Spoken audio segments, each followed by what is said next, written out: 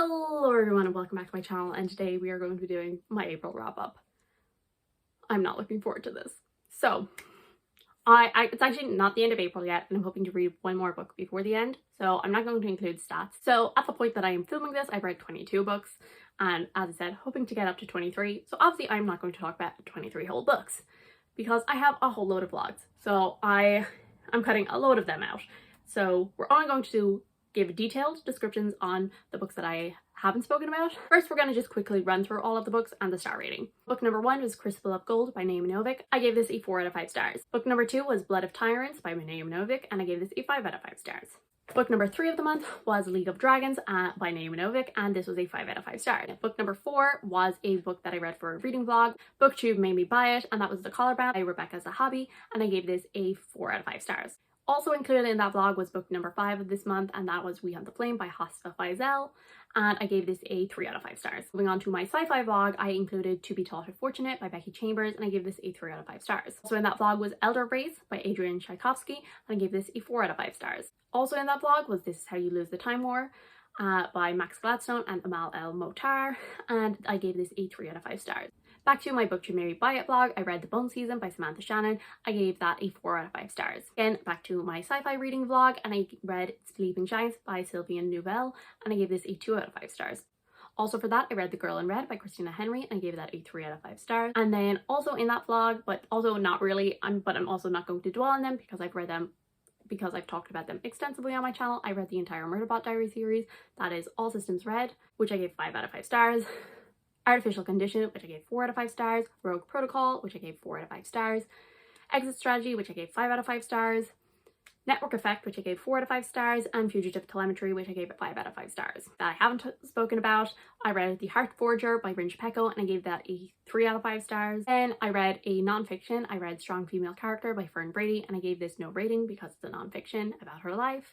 So just butting in here because I'm about to say that I've already talked about these in vlogs, which I have, but I actually haven't posted the vlog yet, because basically it's the 11th, and I'm hoping to have this up today. And my original plan was to post the final Realmathon Sci-Fi Taste Test Part 2 vlog like pretty early in May, but my exams have been happening for the past 2 weeks.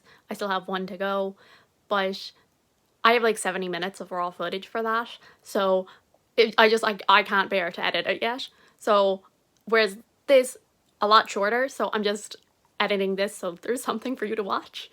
And then hopefully this weekend, when like my final exam is done and all of that, I'll edit the reading vlog, and then you'll actually get my full opinions on these books. But as I said, sorry, I'm not telling the truth in the next bit. And then back to books that have been included in vlogs, I read Winter's Orbit by Everina Maxwell. I gave that a 4 out of 5 stars. In the Ninth, which I gave 4 out of 5 stars. And First Sister, which I gave 4 out of 5 stars. So those are all of the books that I've read at this point of the month, and as I said, most of them have been spoken about in vlogs, so let's get into it.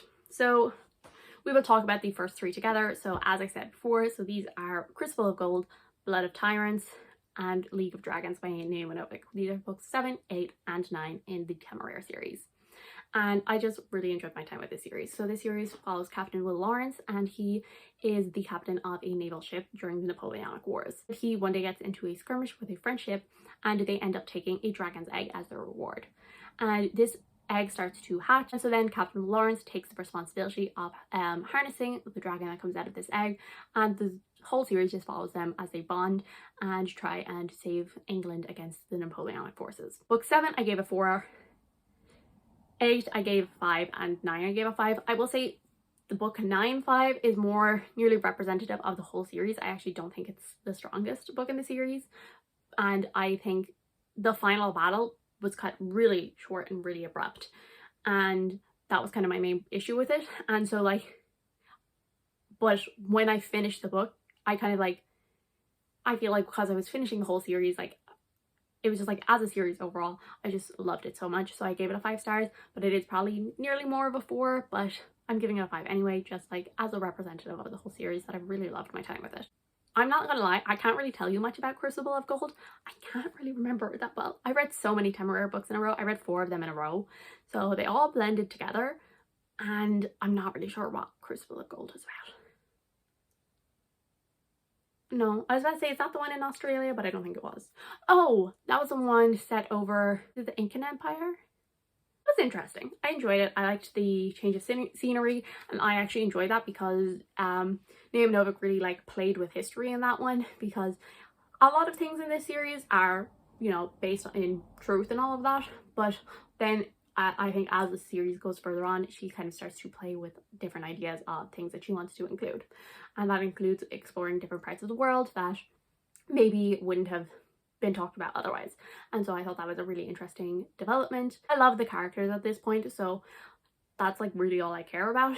And book number 8 I do remember, because this one is, for, like, reading the reviews, this is a lot of people's least favorite one because it includes like the amnesia trope, which people were just kind of annoyed by. They were like, the first third is just so annoying because it's just amnesia and all of that. But I love angst, and so this is probably my favorite book in the entire series because I ate it up. I was like, yes, this is made for me. This is for me. And I had a really good time with it. So yeah, I just love Chaperon and Captain Lawrence so much. I love them. I think I'm gonna just say like a sentence on each of them, because I feel like just like not mentioning them at all is a bit mean. So The Collar Bound, I will say, I have not stopped thinking about this book like basically all month. And I don't know what it is about it, because nothing happens. It is very much character and world driven. So if you like those things, definitely check this book out. Those happen to be the two things I like a lot. And you just like, you don't really know a lot about the characters, and you're constantly learning about the world, and you're like trying to piece together what connects these two. And I'm so excited to read the second book. I'm so excited. Because yeah, it just kind of kept coming back to me. I just loved the world. It was so unique and exciting to me. So I'm so excited to get to book 2. We Had the Flame. Again, this was a 3 stars. I enjoyed this book, and it definitely, I overall have positive feelings looking back on it. And I am actually getting the second book for my birthday from my mother. So I'm excited to continue and see where the series ends. So a 3 stars obviously is not a bad rating. And I think I have potential to really love the second book, depending on where it goes. To Be Tall Her Fortunate, this book was just not for me. I don't really think Becky Chambers is the author for me. She very much, it revolves around characters, and the whole point of this book was just the characters, and they are not supposed to be involved. And for me, that is extremely boring. I want the characters to have some sort of initiative and action, and I don't want their jobs to just be sit and observe, because to me that's very boring.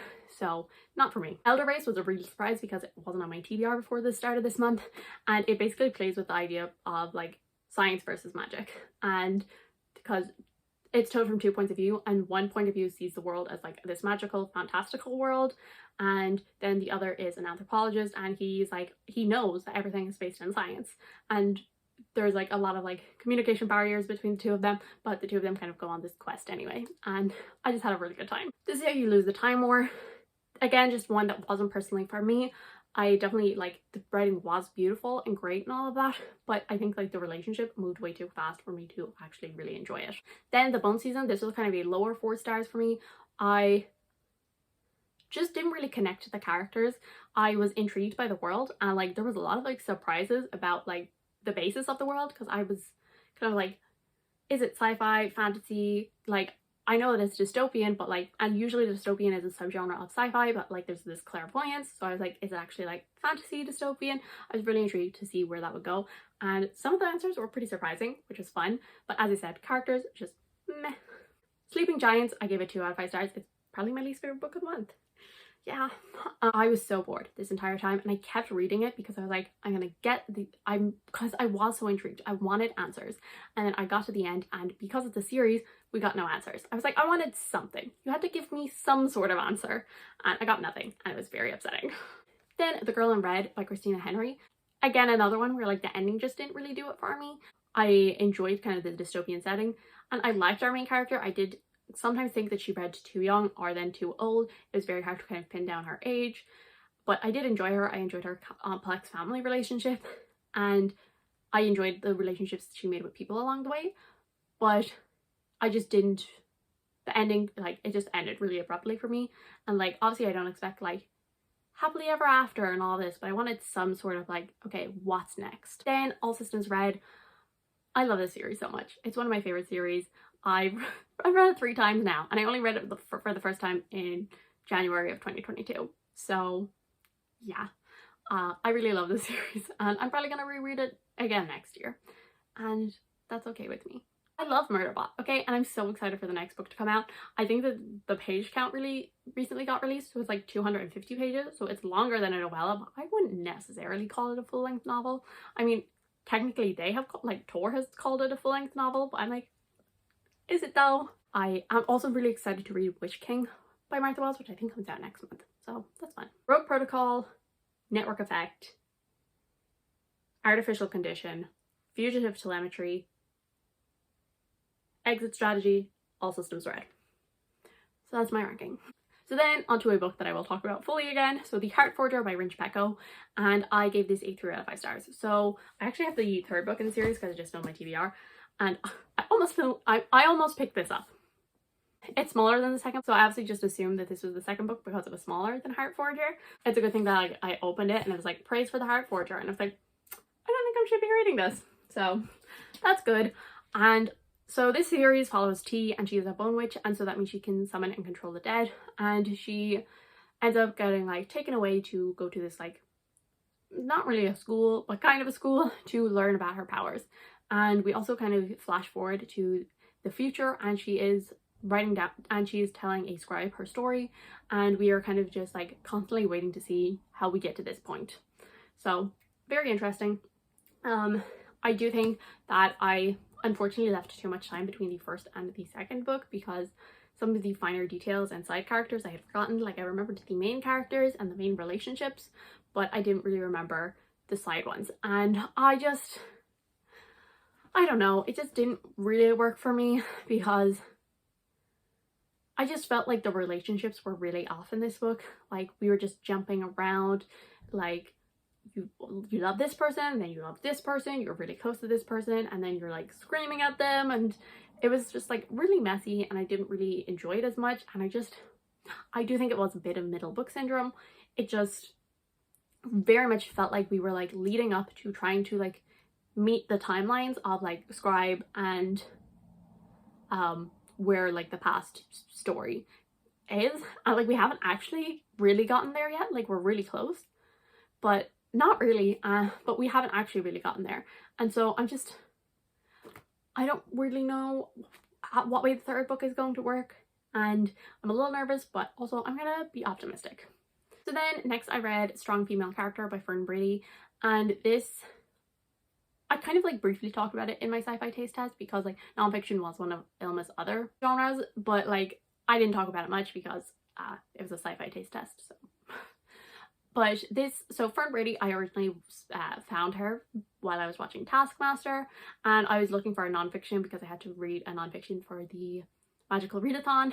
Was looking through trying to find a nonfiction so I could quickly get that done, and I found this, and I found her pretty funny on Taskmaster. It's her memoir about getting her autism diagnosis when she was like later in life, kind of reflecting on moments in her childhood, teenagehood, young adulthood, where she was like, it's so obvious now thinking about it, how did nobody see it, kind of, and talking about, you know, all of the things she could have done differently, or kind of also thinking like, just like also talking about how like this was obviously the most rational course of action at the time to her, and then like looking back and realizing that most people don't think that way. It was really funny. She has so many like different life stories, and she is really entertaining while doing it. She reads the audiobook herself, and she is Scottish and I just really enjoyed it. So then Winter's Orbit by Everina Maxwell, I gave this a 4 out of 5 stars, and I really enjoyed this. The first bit was like 5 out of 5 stars, but then like kind of in the middle it got a little bit repetitive, and then like towards the end it picked up again, and I really enjoyed it. So I ended up setting for a 4 star, but like it was really good, and I had a really good time with this one, and I really want to read the second book as well. I loved the 2 characters. I loved reading from both of their point of views because both of them were trying their hardest to make life as easy as possible for the other, and the 2 of them, they were just taking it the wrong way, and they were both really awkward about it, and they were like so cute together. Like, it's a really political book. There's this treaty that is happening, and so that is like my jam, and I just had a really good time.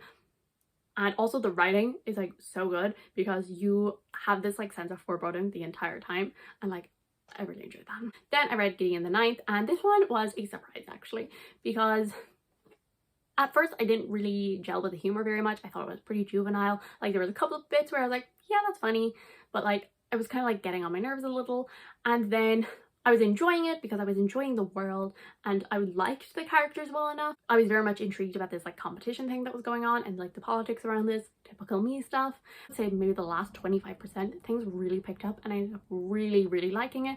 Again, still 4 stars, but like I was really intrigued. Like one of the reveals I will say I saw coming, but there was like a lot of other ones that I was like, yes, I really like this. And then First Sister, okay. This book I really liked. I gave this a 4 out of 5 stars. But then I made the mistake because I was on SCRIBD and I clicked onto what I thought was the next book, and it turned out to be the 3rd book slash final book. And I got spoiled for something that happens in the 2nd book, and now I don't want to read the 2nd book. Despite the fact I really enjoyed this book and like I would have continued, I don't think I can. I don't think I can do it. But it's a really fascinating world. Again, this is another one actually where like the ending didn't really quite work for me. Like it didn't quite land.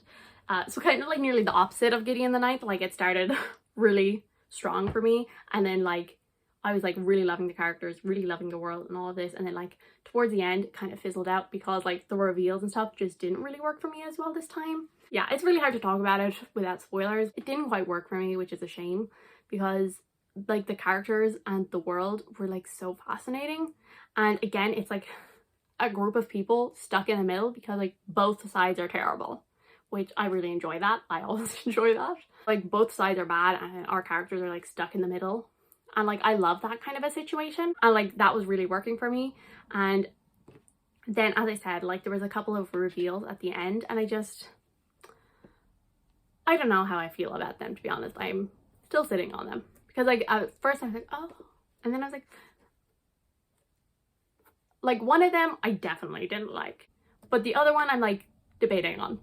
I'm trying to decide whether I like it or not. A lot of like really strong relationships in here, like really like close familial. It's also LGBTQ+, and I do think it's a really fun, unique world, and it is definitely like political. Hi, so it's me again. Anyway, I am here because I have one more book to talk about. So obviously, as you've all seen, so I read I talked about 22 books, some longer than others, and in total I actually read 23. And I read all 14 prompts for Magical Readathon, which I have put on the screen, or I'm going to when I'm editing.